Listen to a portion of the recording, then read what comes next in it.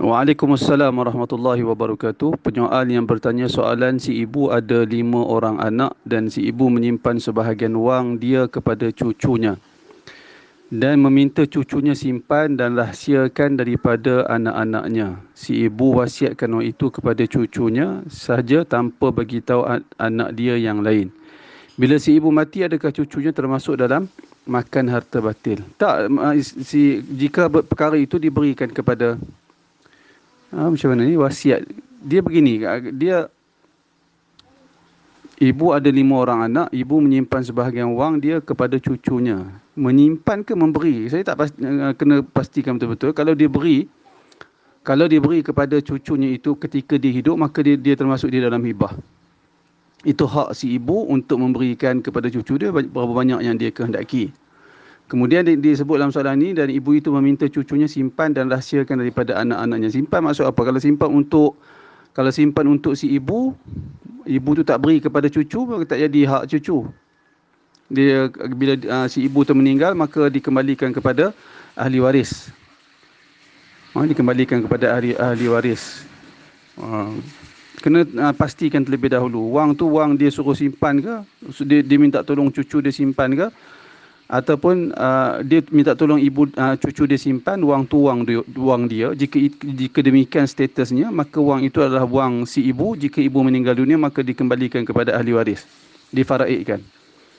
Jika wang itu menyimpan, dalam arti kata dia serahkan, dia beri kepada cucu dia, maka itu termasuk dalam hibah. Si ibu berhak memberi berapa banyak yang dia kehendaki kepada cucu tersebut.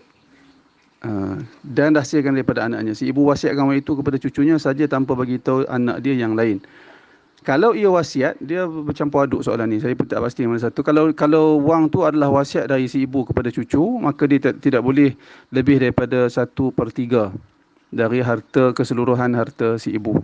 Jika tak sampai ataupun kurang dari 1/3, jika ia berbentuk wasiat, maka si cucu berhak menerima, kerana jika dia ada anak, si cucu terhalang daripada harta pewarisan. Wallahu a'lam. Saya ulang semula jawapan untuk soalan berkaitan dengan si ibu menyimpan wang kepada cucu tadi ni.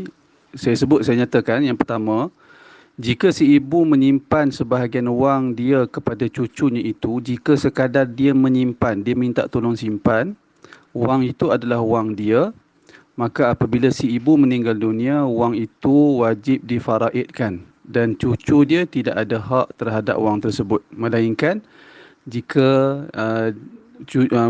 jika si ibu memberi upah kepada dia, itu lain. Tapi harta tu jadi harta peninggalan, harta pusaka yang dikembalikan kepada ahli waris. Tapi kalau ibu itu menyimpan sebahagian wang kepada cucu, dalam erti kata ibu itu memberi wang tersebut kepada cucu, maka wang tersebut adalah wang cucu apabila si ibu beri wang tu kepada dia, sekalipun ketika hidup. Itu termasuk dalam persoalan hibah. Dia menjadi milik cucu. Tapi kalau dia simpan duit tu kepada cucu dan dia tak benarkan cucu dia guna, maknanya menunjukkan dia hanya minta tolong simpan dan wang itu adalah wang dia. Kalau wang itu adalah wang si ibu, maka dia meninggal dunia dikembalikan kepada ahli waris.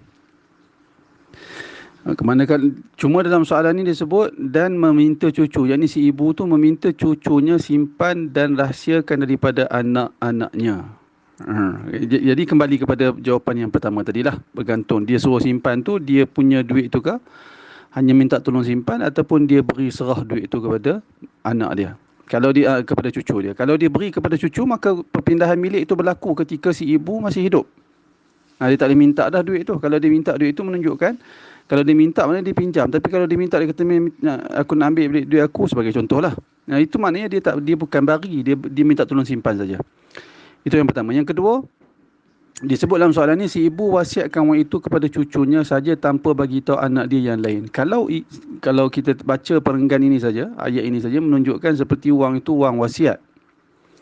Maknanya si ibu ni ada sejumlah wang, dia kata kepada cucu dia, wang ni aku wasiat untuk engkau, sebagai contoh.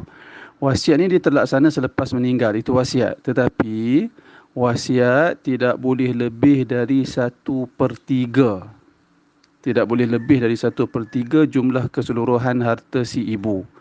Jika jumlah wang yang dia wasiatkan kepada cucu dia itu, kalau aku meninggal dunia, wang ni kamu punya sebagai contoh. Jika ia kurang dari 1/3, maka wang itu apabila si ibu meninggal dunia, wang itu menjadi wang cucu. Jika lebih dari 1/3, apabila si ibu meninggal dunia, si cucu hanya berhak mengambil 1/3 sahaja, lebihnya dikembalikan kepada ahli waris. Bila si ibu mati, adakah cucunya termasuk dalam makan harta batil? Dia tidak semestinya begitu, bergantung kepada jawapan yang telah saya nyatakan sebentar tadi. Wallahu a'lam.